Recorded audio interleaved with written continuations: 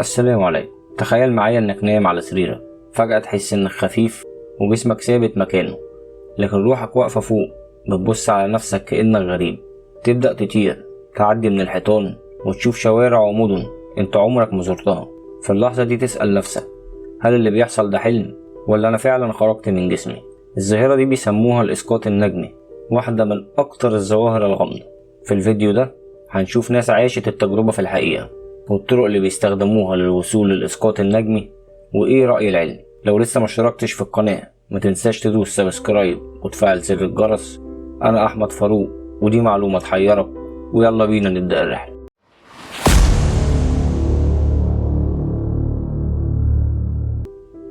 ببساطة الإسقاط النجمي هو اعتقاد إن الإنسان عنده جسم تاني غير مرئي، بيسموه الجسم الأثيري. الجسم ده بيقدر ينفصل عن الجسم المادي ويسافر في عوالم تانية. اللي جربوه بيقولوا إنهم بيشوفوا العالم الحقيقي من فوق، أو يدخلوا في أماكن مش موجودة أصلا، وكأن الروح بتخرج وتعيش مغامرة وترجع تاني للجسم بعد ما تخلص. في ناس بتشوفه تجربة روحية عظيمة، وناس تانية بتعتبره مجرد خداع من دماغنا وقت النوم أو الهلوسة. الموضوع ليه جذور قديمة. الفراعنة كانوا مؤمنين إن الروح مش بس حاجة واحدة، لكنها مقسومة لجزئين، الكا والباء. الباء تحديدا كانوا بيعتقدوا إنها بتسيب الجسم بالليل وتسافر وترجع تاني، وده يفسر ليه كتير من النقوش بتصور روح على شكل طائر بيطلع من جسم نايم. وفي الفلسفة الشرقية الفكرة أوضح بكتير، بيتكلموا عن جسم تاني اسمه الجسم الأثيري أو الجسم الطاقي. الجسم ده حسب معتقداتهم بيقدر يسيب الجسم المادي ويبدأ رحلة في مستويات الوعي المختلفة. عندهم حتى تدريبات وتأملات مخصوصة عشان تقدر توصل للحالة دي. لو جينا للعالم الإسلامي هتلاقي فيه إشارات عن بعض المتصوفة لحاجة شبيهة، بيسموها الكشف أو الروح بتتجلى، يعني إن الروح بتخرج وتكشف أسرار بعيدة. وفي قصص عن ناس كانوا بيقولوا إنهم شافوا أماكن أو أحداث حصلت وهم بعيد عنها. يعني الفكرة مش جديدة ولا اختراع حديث، دي معتقدات قديمة ومشتركة بين حضارات مختلفة، وكل حضارة فسرتها بطريقتها.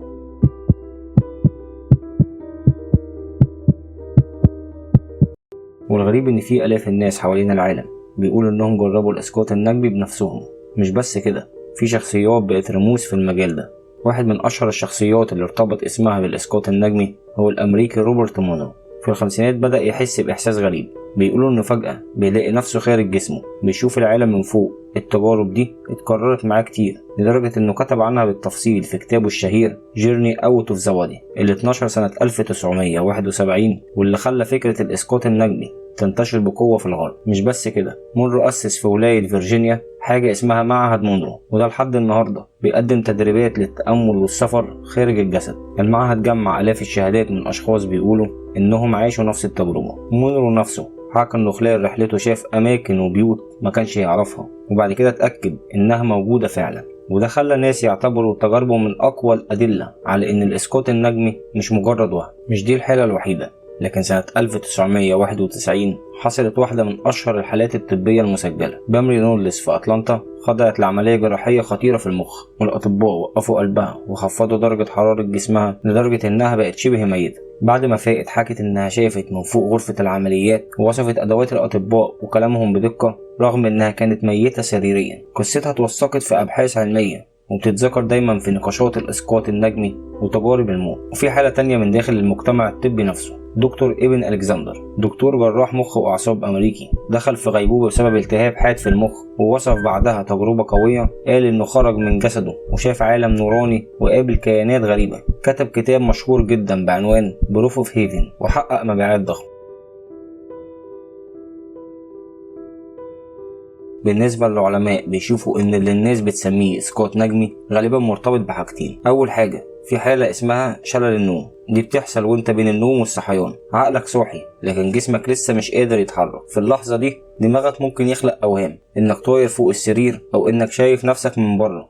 الحاجة التانية، الدماغ نفسه فيها منطقة اسمها القشرة الجدرية، والمسؤولة عن الإحساس بجسمك في الفراغ. لو المنطقة دي حصل فيها خلل أو نشاط غير طبيعي بسبب قلة نوم، ضغط نفسي، أو حتى تجارب علمية بالكهرباء، الشخص ممكن يحس فعلا انه خرج من جسمه. وفي سنة 2002 في جامعة جينيف السويسرية فريق أعصاب بقيادة الدكتورة أولفا بلانك عملوا تجارب على مريضة صرع. أثناء التحفيز الكهربائي لمنطقة معينة في دماغها، بالتحديد القشرة الجدارية، المريضة وصفت إنها حست إنها بتشوف جسمها من فوق، بالمعنى الحرفي خروج من الجسد. التجربة دي اتسجلت في المجلة العلمية الشهيرة نيترا سنة 2002 وبقت مرجع مهم جدا للعلماء. الاستنتاج كان واضح، الدماغ يقدر يخلق تجربة شبيهة بالإسقاط النجمي من غير ما يكون في روح خرجت ولا جسم أسير يسافر. لكن هنا بقى السؤال، لو هو مجرد نشاط دماغي، إزاي في ناس بيحكوا تفاصيل دقيقة عن أماكن وأحداث ما شافوهاش قبل كده؟ النقطة دي بالذات هي اللي خلت الجدل ما يخلصش لحد النهاردة. وما تنساش تقول لنا في الكومنتات، لو جالك يوم وحسيت إنك خرجت من جسمك هتعتبرها مجرد هلاوس ولا بداية مغامرة ملهاش رجوع؟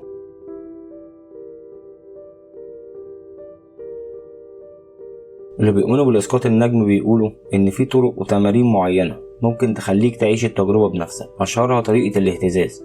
ناس كتير بيحكوا إنهم قبل ما يخرجوا من جسمهم بيحسوا باهتزازات قوية أو طنين في الراس، عشان كده بيدربوا نفسهم على الاسترخاء الكامل لحد ما يوصلوا للحظة الاهتزاز دي، ومنها يبدأوا يحاولوا ينفصلوا عن جسمهم. وفي طريقة الحبل، دي طريقة شهيرة جدا. الشخص بيتخيل إنه ماسك حبل وهمي طالع من السقف ويحاول يتسلقه بخياله، والعقل بحسب كلامهم بيتعامل مع الخيال ده كأنه خروج فعلي لحد ما يحس الشخص انه انفصل عن جسمه. وكمان بيعتمدوا على تقنية الاسترخاء العميق، وبيبدأوا بتأمل او جلسة استرخاء طويلة لحد ما يوصلوا لمرحلة بين النوم واليقظة. في المرحلة دي بيحاولوا يتخيلوا نفسهم بيطوفوا فوق السرير او بيتحركوا في الغرفة من غير ما يفتحوا عيونهم. وفي ناس بتستخدم اصوات معينة وتسمى موجات ثنائية الاذن.